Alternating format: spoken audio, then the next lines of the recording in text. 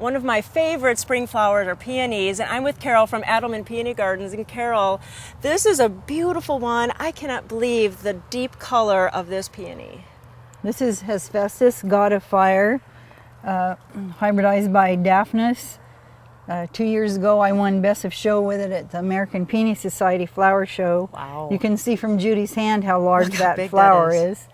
Now I see from the sign that it says tree peony, but it's not a tree. I mean, we're tall ladies and this is just a shrub or a bush. Tree peonies really are multi-stem shrubs, and they grow woody stems. Oh, I see, yeah. And look at that, that's thick. That's pretty thick stem. And here's some new ones that came up because we cut an old one out and it caused a number of new ones to come up. A lot of people think tree peonies should be one-stemmed like tree roses, but multi-stem plant is much better. All of our tree peonies are grown on their own roots, so if for some reason they die back from winter kill, they'll come back as the same peony.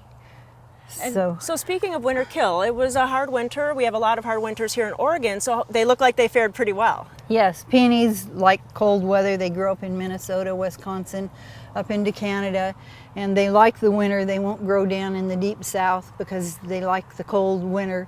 So if you had peonies last year planted, they should come up just fine. You probably lost a lot of other plants, but peonies, they love the cold winters. And I've been seeing in the market, in the garden centers, there's something called intersectional or Ito peonies. So what is that? Well, a number of people tried to make that cross, and it's a cross between the tree peony and the bush peony.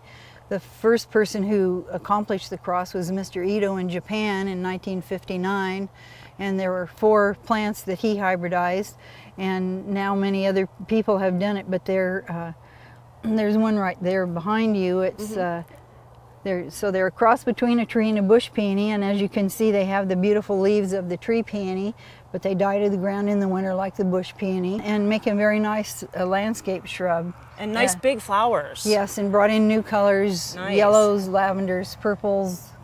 Very nice. And another thing that I was reading that you mentioned to us is that they're deer resistant, and I don't remember that. So really for us that have deer problems, it's really a great plant for your garden. Yes, I know. I've heard that the young deer sometimes will taste it to see if they like it, but usually they don't, and they'll leave them alone.